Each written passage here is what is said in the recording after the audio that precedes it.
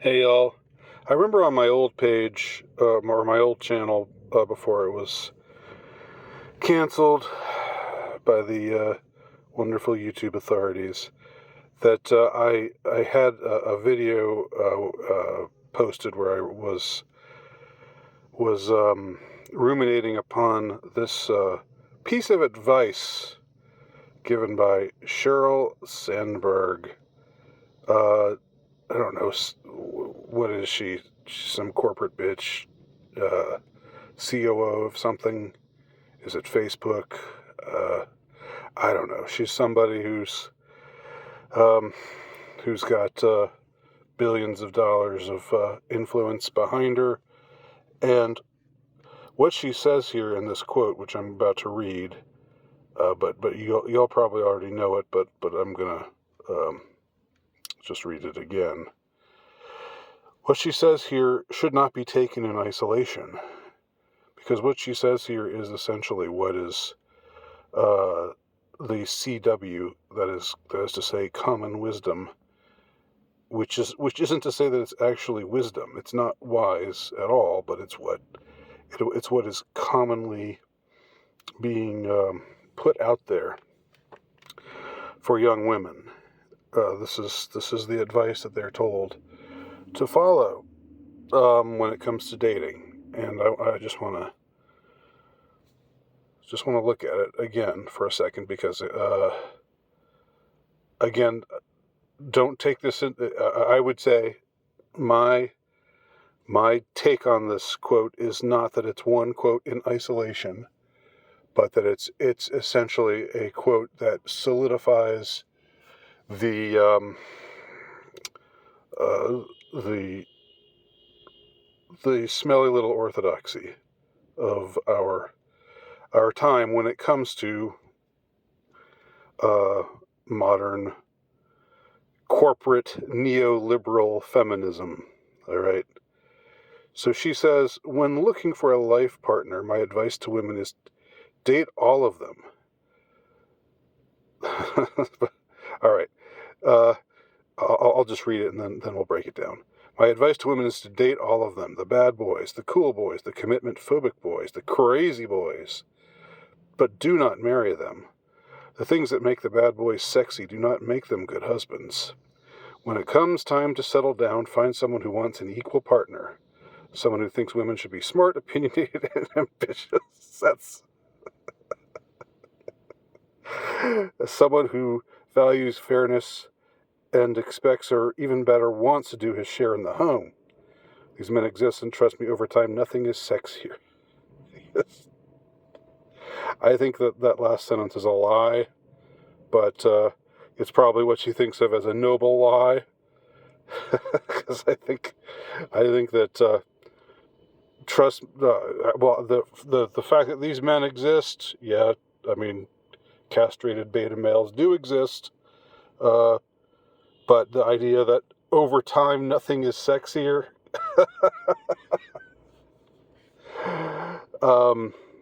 Nah. But the rest of it, I think she's actually, she means it. Okay, she means it. So let's look again. Let's just break down what she's saying here. When looking for a life partner, my advice to women is to date all of them. Now she says date all of them, which sounds pretty like, yeah. So whoever you are, these young women are gonna want to date you, because Sheryl Sandberg, Mama Cheryl, uh, Auntie Cheryl, says, date all of them. But what she doesn't, by all, she doesn't mean all. Okay, she means date the ones who are hot, date the ones who appeal to you, date the ones who are desirable. And by date, she doesn't just mean date. All right.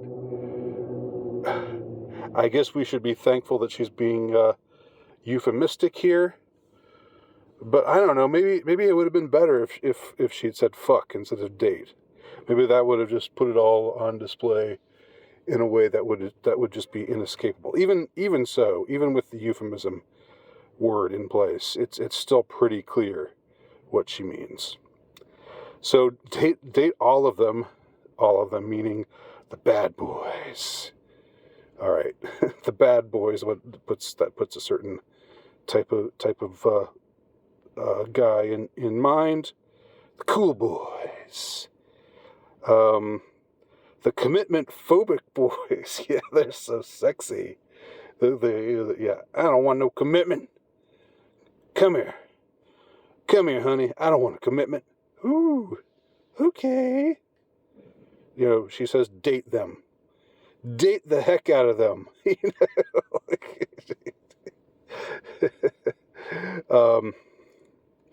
Date them silly.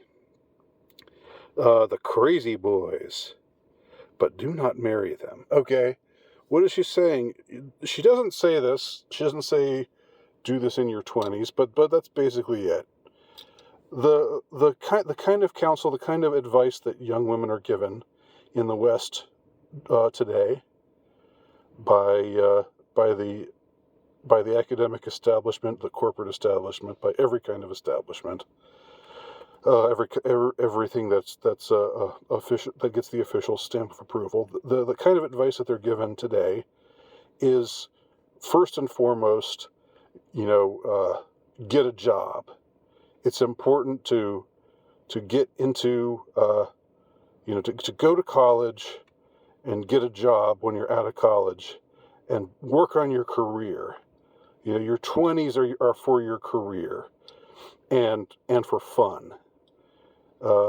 It's not time for settling down. Don't marry a man when you're in your 20s. Don't marry a man when you're at your most fertile, when it makes the most sense to find a husband. Don't marry then. Instead of being a slave to your husband, be a slave to your boss. Be a slave to your cubicle. And then on when it's time to unwind, hit the clubs and go for it. Just knock yourself out with the bad boys, the cool boys, the commitment phobic boys, the crazy boys. Right? She's talking about. She says all, but she doesn't mean all. She means the ones who who they're drawn to already. She means the high status guys. All right, the appealing guys, the attractive guys. And I don't even know if they're she divides them into different groups, but I don't even know if they're. I mean, I think she's just talking about the same men, But do not marry them. The things that make the bad boys sexy do not make them good husbands. All right. All right. Now, it's easy to read this quote and to get mad at young women for following it. I know, I get it. And this in turn, feeds into this trend that we're seeing, this deeply pernicious trend that we are seeing right now, which, the hypergamy on steroids, what I've called malignant hypergamy, this has just been accelerated by the dating app phenomenon and by cultural trends generally.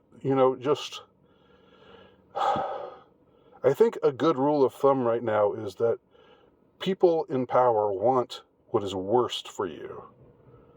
So whenever they give you advice, do the opposite of what they're advising you to do. But it's hard when it's something that so permeates the culture. And I realize there are pockets of resistance to the culture. I'm not trying to paint with too broad of a brush here, but this is what what Auntie Cheryl is talking about here, this is mainstream culture for women. So it's telling them to just get. I don't want to be. I really don't want to be vulgar. I guess I already said fuck. So it's telling them to get ran through, and then when you get older and you think, well, it's about time. I sort of wanted to have a kid, maybe one kid. I wouldn't want to have more than one, or maybe I just want a husband, because all the I read Time magazine, their Dinks article, and it said, don't young people shouldn't be so, it's an overpopulated world, and we need fewer kids, and you're doing the planet a service if you don't have kids, and especially if you're white. They kind of find a way to throw that in. But anyway, so they get old. Once they get older, then they find someone to settle for who just dutifully repeats the feminist bromides. Yes, I support you. I think women should be smart, opinionated, and ambitious. I value fairness, and I want to do my share in the home. I mean, that's just so sexy. Like, so they're lied to doubly here. They're lied in what they're told. How to live how to fritter and waste their youth. And don't get me wrong, if you're a young woman and you want to have a career, I'm not against that. But I think I think you should have the option. I think that a reasonable authority figure, a reasonable piece of advice, which is not what we're ever given by mainstream authority figures in our world today, because we live in an upside down world, and evil is good and good is evil. But a reasonable thing to say would be, look, if you want to have a job, that's fine, but remember, if you want to have kids, if you want to be a mother, and in spite of everything, young women, girls still grow up dreaming about getting married, dreaming about being a mother. They haven't choked out that drive in them entirely. So what they should be taught is, you have a choice. You can go into the corporate scene, or you can get a job, but remember, your youth doesn't last forever, and you're not going to be fertile forever. And if you're okay with that, then that's fine. But just be cognizant of what you're giving up. Don't hit 35 and then suddenly you're filled with regrets about how you frittered and wasted your youth. That would be reasonable advice. I'm not saying you have to say to all women, get married young. Woman's place is in the house. I'm not. It doesn't have to be like that, But it really shouldn't be like this either. And this is the opposite extreme. And this is the only thing that it's relevant to talk about, because the kind of people who would say, if you're a woman, you belong in the kitchen, and who would insist on all women doing that without exception. They don't have power. They don't have prestige. They don't have billions of dollars backing up their asinine philosophies of life. They're, intentionally inverted, depraved, notions about how we should live our lives. So this is a recipe for unhappiness, and I think we should read this quote and feel sorry for young women. It's easy to see the other side. It's easy to see how this is just encouraging hypergamy, and how again, young average men of average income or whatever, men who are seen as not incredibly high status, are just left in the dust, or are rendered invisible. I mean, there's that side of it too, but try to be empathic here, and realize that this living by this credo does not make a woman happy. All right. So, yeah, it's easier for them to sleep with guys, and if you're a young man who can't get girls to even look at you because you're not, in the top 15% of supposedly desirable men, I get how it's easy to say, well, it's easier for them. Well, I mean, they shouldn't complain. It's easy enough for them to be able to have intimacy, but also understand that men and women are different, and while it's easier for women to have, sure, you can be a woman of any who looks, you could be average, you could be below average, unless you're just truly hideous. And even then, you're probably not going to have much trouble if you just want to find someone for the night. It's not the same thing with guys, but this ultimately makes for miserable women. And what we should strain to also see, in addition to what this does to young men, the effect this is having on young lonely men, the male suicide rate going up, more and more men just feeling convicted that they'll be lonely, or that they'll never, no one will ever love them, and so forth. I mean, that's something we shouldn't lose sight of course, but we also shouldn't lose sight of how misery producing this is for women. So shame on you, Sheryl Sandberg. Shame on you. Repent or burn in hell for this execrable advice, quote unquote, that you're giving here.